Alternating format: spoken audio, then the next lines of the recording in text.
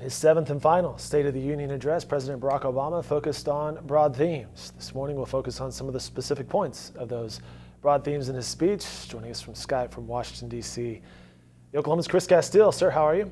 I'm doing fine, Dave. Thanks. Well, thanks for joining us today. President Obama acknowledged the most fundamental failed promise of his 2008 campaign, that he would find a way to bridge bipartisanship in the Capitol. He says it's one of the few regrets of my presidency. Last night he tried to define his presidency, didn't he?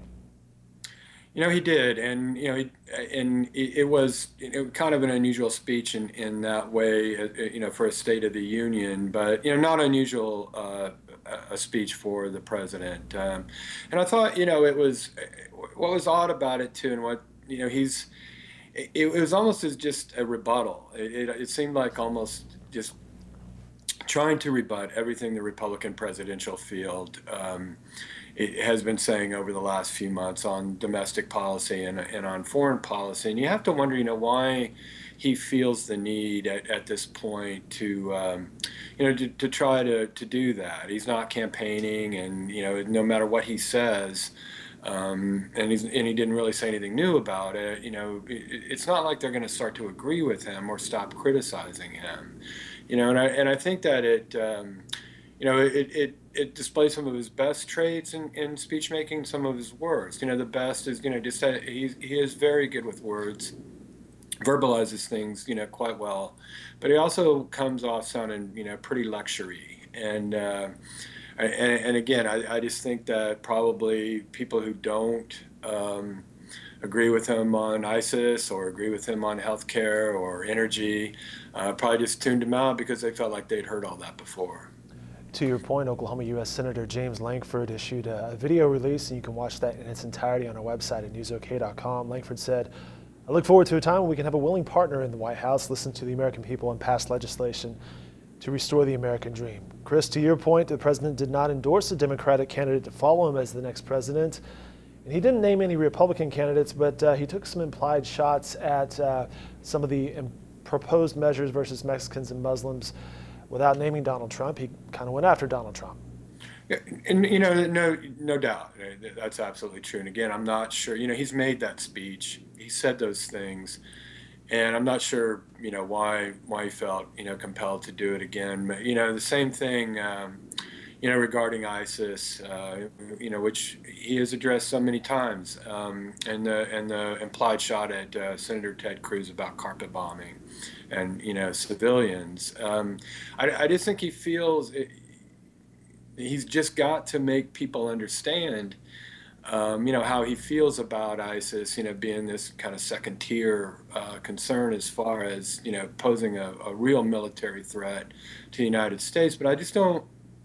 Again, I just don't know why he needs to say it over and over and emphasize it. If people are worried about it, they're worried about it. And if he has this approach to ISIS and as saying, look, no big deal.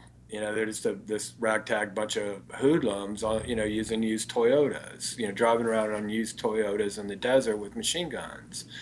Well, then he'll go on to say, but here's what we're doing. And so if that's how you feel about him, then why go into a list of what you're doing about it? Again, I just think he tries too hard to convince people that Republicans are wrong.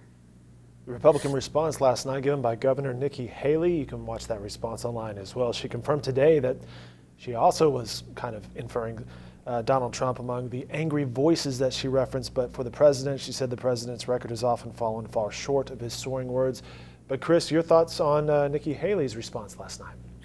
I thought she was interesting. I thought her speech made some points that again seemed to be, as he said, kind of aimed at the party's front runner. So in a sense, she was kind of doing the dirty work, I think, for the party, because clearly the establishment, the structure of the RNC, the Republican National Committee, they do not want Donald Trump as their nominee.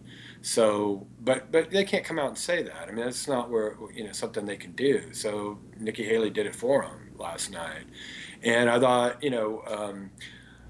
her lines about dysfunction in D.C. being both parties.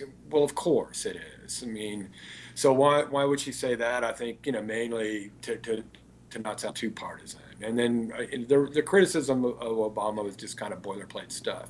But she didn't hurt herself, as some people have done in that response window in the last few years.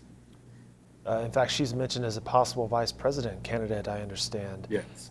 One last question for you, Chris, and there may not be an answer to this, but just to the everyday person, when you hear an Obama talking about bipartisanship, is it possible in today's politics to actually have the chocolate and the peanut butter work together, the Republicans and Democrats work together in Washington? Is that possible? Is that a dream, or are things just kind of different these days? So it's been done, in Obama's administration, and I don't mean to sound, like some old fogey, talking.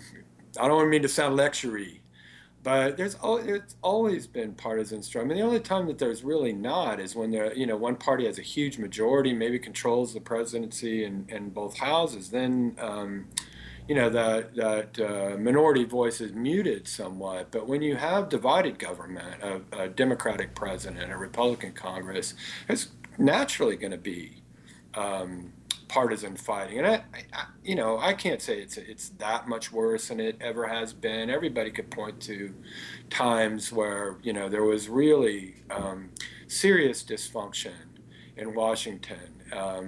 Either between parties or between branches.